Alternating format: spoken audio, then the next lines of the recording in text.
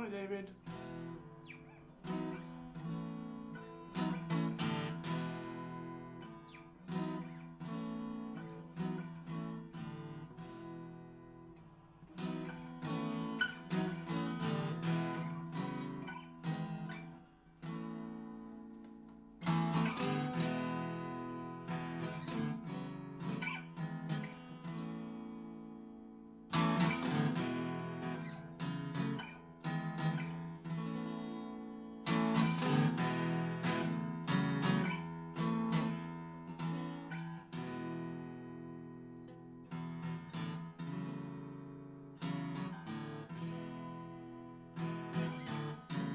We worship you.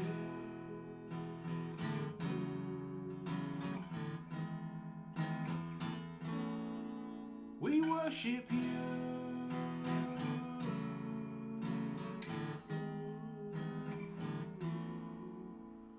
The light has come.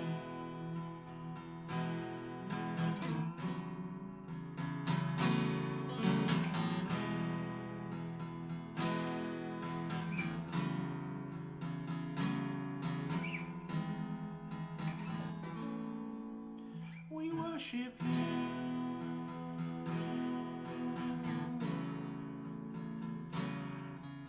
Worship you.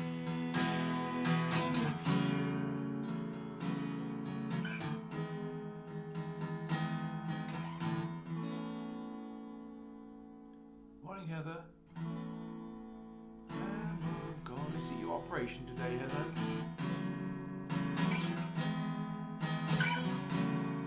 Worship you,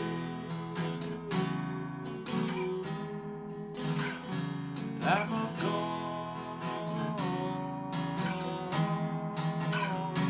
We worship you.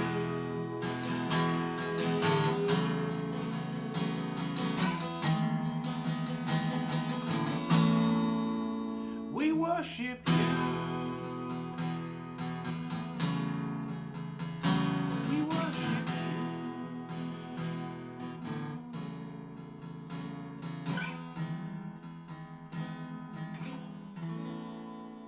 Give this day into your hands, Lord.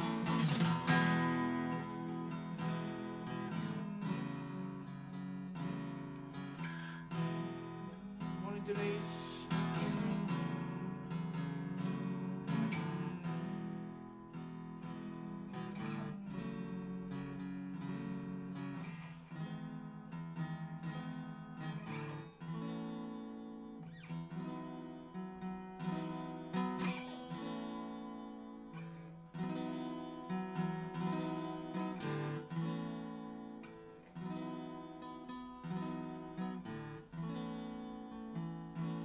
Lamb of God. Morning, Abigail. That takes away the sin of the world. Have mercy. Have mercy.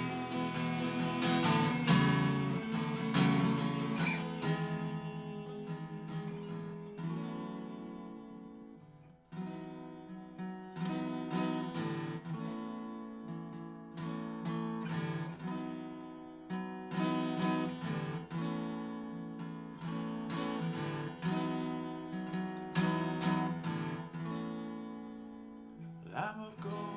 Morning, Paul. Who takes away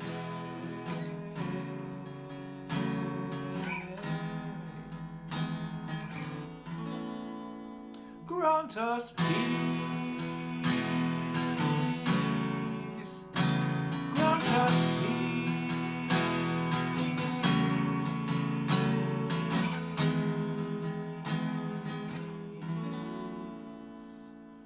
grant us peace. The Latin is Dona nobis pacem. Grant us peace. Lovely words, aren't they? Dona nobis, Dona nobis, Dona nobis pacem.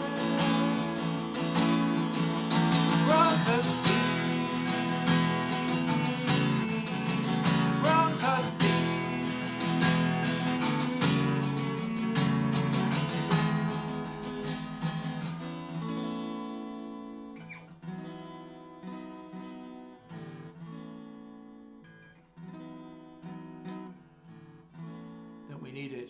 I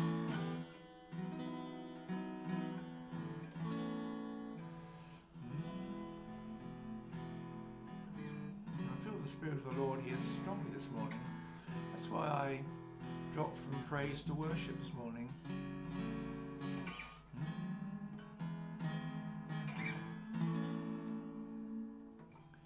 Worship at your throne.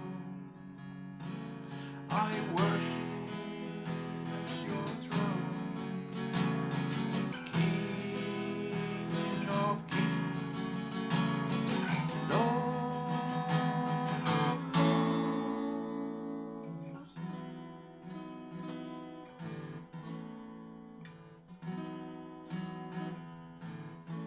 Oh, hallelujah.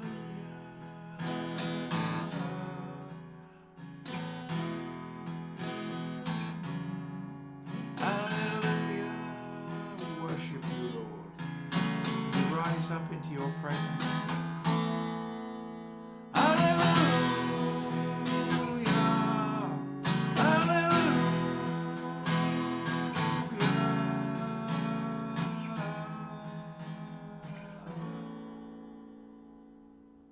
I see the Lord standing in a mist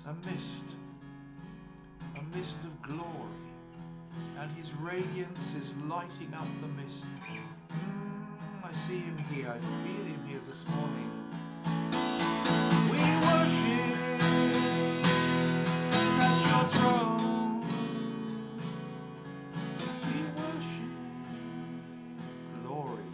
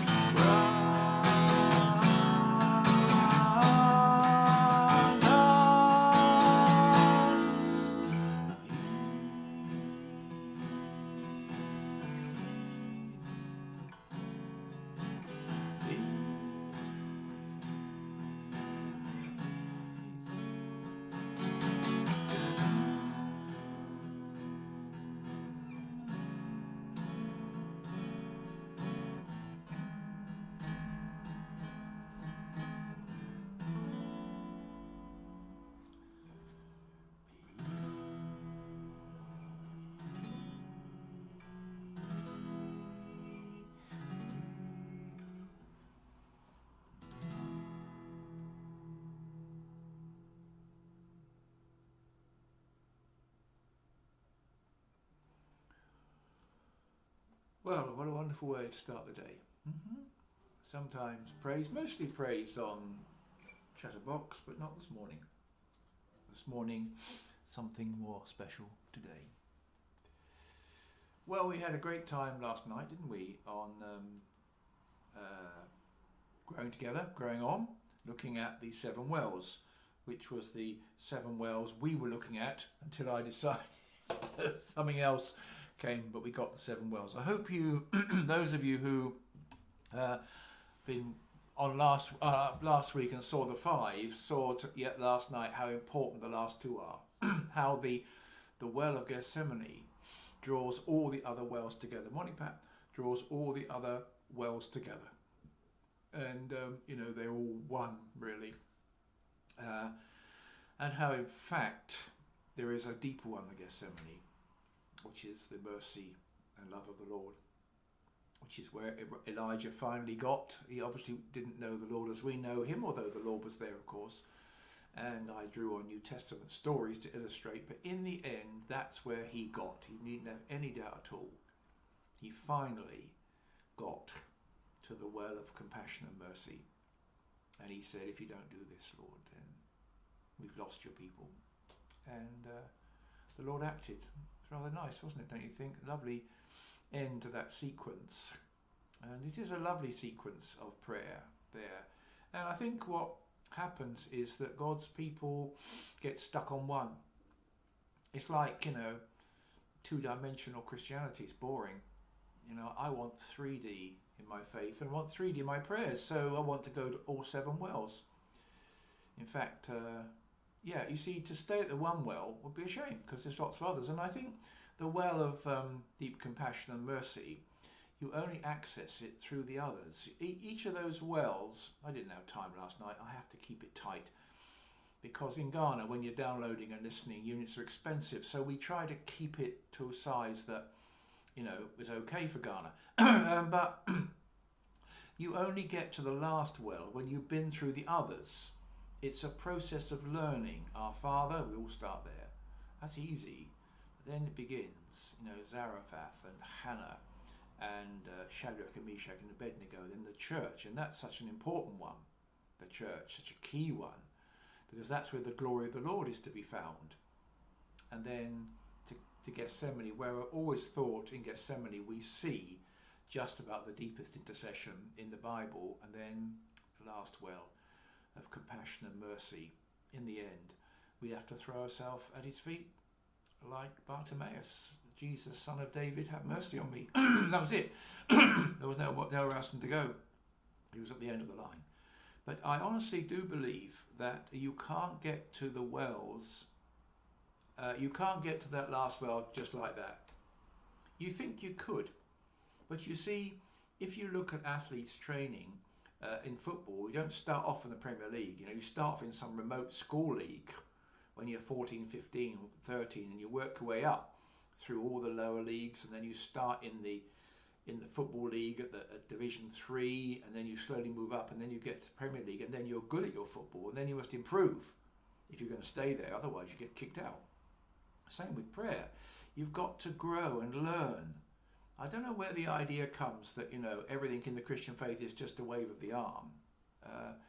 There is a process of learning, and life shapes your learning as well as you go along, and eventually you get to the point, I suppose, after 20 years, 30 years maybe, of accepting there's only one well that really matters, and then you can go to that when you like. It's a process of getting there. And I find most Christians, or many Christians, can't be bothered, stay at the Our Father, boring. What a boring life they must lead. When you can, in fact, move to the very deepest place of prayer, if you want to. Yeah, I've been thinking a lot about it during the night, actually, that. It was a good teaching, that, wasn't it? When Paul was working his way up to the borders of Bithynia, where he thought the Lord would call him, he got there, and the Holy Spirit said, this is Acts 16, verse 7, when they came to the borders of Mysia, they tried to enter Bithynia, but the Spirit of Jesus would not allow them, so they couldn't go into Bithynia. So poor old Paul was up the pole now, because this was his whole life. He felt this was his call into Asia. He felt the Lord was calling him, got there, boom, couldn't go. So then he turned away from there, not knowing what to do, and came to Troas, a fishing village, possibly a bit of a dump. And he must have thought, wow, what's gone wrong? It was the beginning of a depressive phase for him, I think. Thinking, I put a lot into that Bithynia thing. I know he feels. I put a lot into that Bithynia thing. I struggled hard to get there. I felt the Lord was calling me there, and now it's all blown up, and I'm in this dump. And it was a one-horse town. The horse had left. It was a bad place sitting there. Has this vision of a man from Macedonia, which is across the sea, across the Aegean, into Greece, and the Macedonian man said, "Who will help us?" And so Paul woke up the next morning and said to his companions, "We're going across over to Philippi." So he goes to Philippi, and it all starts well. He preaches down by the seashore, and Lydia is converted. She's going to become a key person in the ministry in Philippi. Unfortunately, he then dealt with some demonic woman, and as a result wound up in prison, beaten and wound up in prison. This isn't going well, is it? First of all, he couldn't get to Bithynia. Now he's in prison in Philippi. He claims his Roman citizenship, and they all get the wind up and escort him out of the city. Better translated, threw him out. You know, the English is very polite.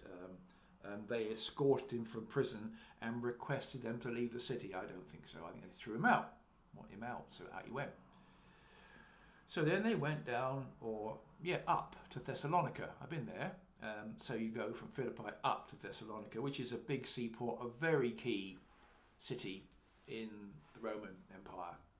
Docks, big port, you know, ships coming in and out, very important place. And he went to the synagogue and he tried to preach about Jesus, but in verse 5, the Jews were jealous and they rounded up bad characters who got into a mob and started to make things difficult. And the believers in Thessalonica, that's interesting, isn't it? You see, you've got to think carefully. Which believers? Who's been to Thessalonica then and brought people to Christ? Some Christians have probably come on the ships, come into Thessalonica, and some have been converted. That's all we can guess. So the believers sent Paul and Silas away by night to Berea. So off he goes to Berea. But in Berea, it starts to go all right, but then some Jews turn up from Thessalonica and cause him more trouble. And what they did then was they put him on a ship and they took him to Athens. So he's gone across, down, up, down. Now he's in Athens. On his own, possibly, or not with his key men. It's been a hard journey. You know, first of all, he didn't want to be there. He thought he should go to Bithynia and into Asia. Now he finds himself going the other way into Greece, which wasn't what he wanted. But, you know, the Macedonian man vision, if the Lord wants to redirect, that's up to him. I'm sure Paul worked that out, but it hadn't gone well. I bet he's thinking, I wish I'd gone into Asia. This wouldn't have happened there. Trouble in Philippi, trouble in Thessalonica, trouble in Berea. Now he's shipped out like a fugitive prisoner and dumped in Athens. Athens is a very pagan place. Well, probably second biggest, third biggest city in the world, central to Greek civilization. You know, if you've been there, you know that. Parthenon and all that jazz. And here he's in Athens by himself, or not with his support, and very low in spirit. And anyway, he goes up to the Areopagus, where obviously the Athenians meet to discuss, and he starts to talk about Jesus. It's a rather odd sermon. It really is an odd sermon. It's not his normal pattern. You know, I won't go into it, but it's a strange message. Normally, he just got up and punched their lights out. That was basically Paul's style. I'm all for that. But it was a bit of a strange message. Anyway, at the end of it, verse 32, this is 17, when they heard about it, of the resurrection of the dead, some sneered, but others said, we want to hear about this some more. Among them was Dionysius, a member of the Areopagus, and a woman called Damaris, and a number of others. They probably were Christians or became Christians. You know. Anyway, off he went out of Athens. We don't know whether he was thrown out, but he found it convenient to leave, and he caught the ship to Corinth. Now, Corinth is really, well, it's a massive seaport, very significant, full of prostitution, full of violence, full of idols, one on every street corner. And every street corner idol had its idol prostitute. So you can imagine what the morality of Corinth was like. We can dig it out from his letter to 1 Corinthians that they were really, dear me, the Corinthians were really, you know, the worst kind of, you know, fornication and idolatry, and, you know, work it out for yourself. He rolls up in this place and he tries to preach in the synagogue, which is normal pattern, but they booted him out, or they caused him trouble, so then what he did was he rented the house next door. Now that's Paul all over. They threw him out the synagogue, so he rented the house next door and carried on his preaching. But you know, this has been a hard journey for him. He, you know, think about it. he felt the call to Asia very strongly. Felt the call to Asia. He would get there eventually. And he makes the long journey out from Ephesus, probably on donkey or foot. Anyway, travelling was rough in those days. Got to the borders of Asia and was turned back by the Spirit. Goes to the one-horse town. Gets a call to go across to Greece, so obeys it. Goes to Philippi, gets bunged in prison. Goes to Thessalonica, gets probably beaten up by the Jews. Goes to Berea, the same Jews arrive, gets shipped off to Athens, and that hasn't gone so well.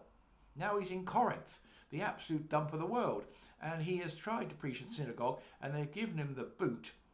And okay, he rents the house next door, but I think this was a very depressive sequence for him.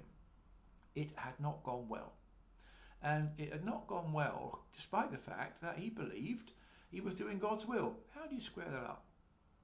You know, you do what you think is right and everything goes wrong. It hasn't all gone wrong, you know, but I'm a missionary myself, and I know what it's like when you have place after place after place where it doesn't go well. You slowly begin to wonder what on earth you're doing with your life. And that's something that comes to Christians all the time. You know, problem after problem seem to come, and you only want to serve the Lord, and it seems to get you in the bog, and you sink down and down and down. Hello, Anne. You sink down and down and down, and you just don't seem to do right for doing wrong.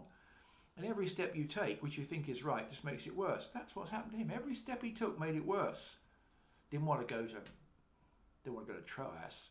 Didn't want to go to Greece. Didn't want to go to Philippi. Didn't want to go to Thessalonica. Didn't want to go to Berea. Didn't want to go to Athens. Now he winds up in an absolute dump. Very big dump, mind you. Corinth was massive. You know, it could have been, well, 250,000, 500,000 people. We've only dug up part of it. It was a massive place. It was a big city. And it's full of fornication, violence, idolatry and everything. And he goes to the Jews and he gets the boot as usual. Now, that's a rough sequence. And it's quite common for those who are serving the Lord to have the same problem. You do what you think is right and it all falls apart. And you try to put it right and it falls apart some more. And you try to put it right and it falls apart some more. Till in the end you don't know if you're coming or going. Been there? And what happens in Corinth? What happens is very interesting. One night, verse 18, chapter 18, verse 9. One night, I'm watching the time, the Lord spoke to Paul in a vision. Do not be afraid. Keep on speaking. Do not be silent, for I am with you. Now that's a very famous expression in the Bible. I am with you. It's what the Lord said to Joshua 3 times in his call in Joshua 1. It's what the Lord said to the disciples in Matthew 28. I am with you. Emmanuel, God with us. Paul had to be reminded that even in the toils of his life, and there was worse to come, he would get the boot from Corinth as well. There's more to come in trouble for him. The Lord reminded him, look, Paul, my beloved, don't look at the circumstances, okay? I am with you. It doesn't matter really. It doesn't really matter whether Paul got it right or wrong. In fact, he got it right, because the letter to 1 Corinthians is probably the finest pastoral letter written to any church in the world in 2,000 years. So he definitely got it right. But right or wrong, I am with you. That's the Lord's commitment to us. Right or wrong, I am with you. Emmanuel, God with us. Right or wrong, success or failure, whatever, I am with you. And if you're in the middle of one of these long sequences of things going wrong or not going right, or you don't know what you're doing, you're coming or going, the thing is, Emmanuel, I am with you. I think the Lord is very wise the way he treats us. What could he have said to Paul? Pull yourself together? What a waste of time that is. What a dead statement that is. Pull yourself together. That's rubbish. That's man-centered trash. Or, you got this wrong, Paul, you've really screwed this up. The Lord never does that. But do that. Not how he works. He's thinking to himself, what can I say to Paul? I know what I can say to him that would cheer him up. I am with you. Brilliant, isn't it? See, and it went on It didn't get any better, so it wasn't going to be fixed. But he went on from there with great confidence. And confidence flows from him from there. You can see it in his letters to Corinth. And even when they had all the trouble at Corinth, this kind of, this wearing down didn't seem to worry him anymore. Because I am with you. Now, to you on this morning, let me see, we've got David, Heather, Denise, Abigail, Paul, Pat, Anne. There may be, well, I see there are more watching, so then not everybody is subscribed to us. Why not? Press the button. I am with you. I'm speaking to myself. I'm having Mary and I, a really difficult 5 months. We want to be in Ghana. We're here in England. I am with you. Okay? Don't worry about it, son. I am with you. Great, isn't it? Well, I usually choose my favourite poem on Friday, so last day of the week. We don't do Chatterbox at the weekend. We start again next week. So I usually choose, for this morning, my favourite poem. The trouble is, I've written so many this week, I don't know which one to choose. But this one I really enjoyed. I felt, I don't know, sometimes you just do, don't you? This one I loved. TikTok. You remember TikTok? It's got a sort of TikTokiness about it, hasn't it? I don't know. Sometimes as a poet, you just seem to put your finger on something, and other times you know why you bothered. I'm hovering between Will You Still Love Me, When My Love Was Young, Little Flower, and this one, but I've opted for this one. It's Friday morning, it's my indulgence. I picked the one poem I like. Have I been yappering this morning? I obviously have. Tick-tock, clickety-dock, my life is racing on the clock. Click-clack, no time for fun. Must keep on moving, things to be done. Diddly-dom, time's racing on. House, car, holiday, all must be won. Bing-bong, the bell has rung. The race is over, my end has come. I had no time for forest still, the smell of a child, a lover's thrill, or yielding my soul to the arms of another, to be held so close, embraced by a lover. I never saw the flowers smile, watched the larks fly mile after mile. Clickety-clock, I was a fool. I've left a life of no worth at all. And I like that poem because I think it's got a kind of time to it, hasn't it? And it winds down, when I read it, it starts off really high and then down it goes. Oh, can't resist this one.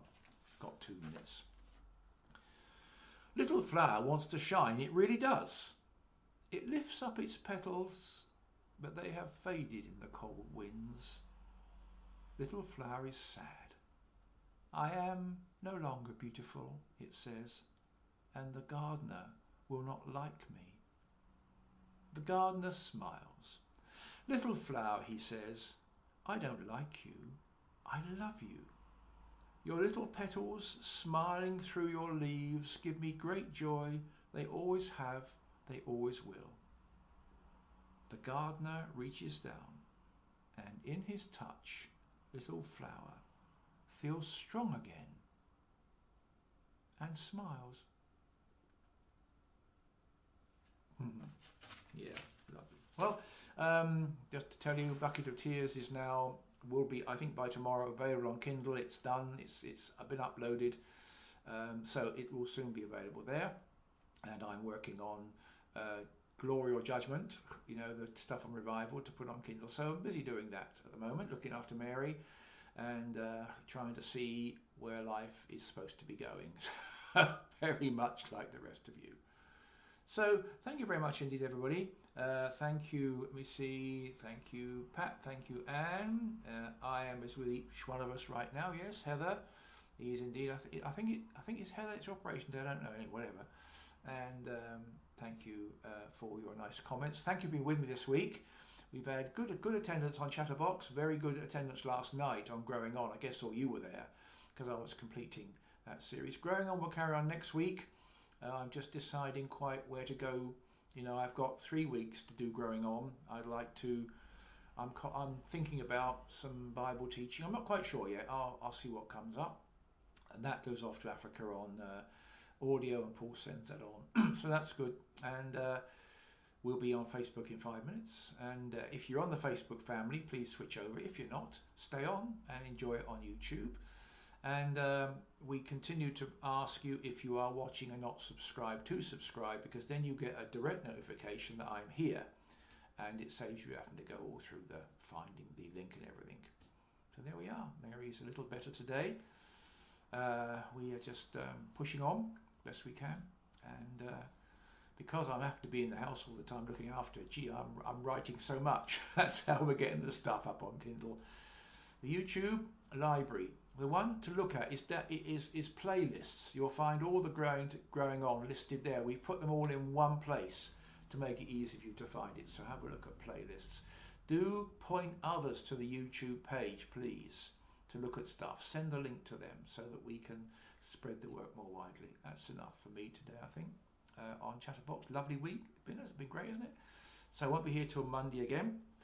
And so now we'll switch over to Facebook. But if you're not on Facebook and you want to hear what I'm teaching this morning, then please just stay on YouTube. I will now try to get the Facebook camera out. I am surrounded by stuff. There we are. So there we are. Thanks, everybody. Right.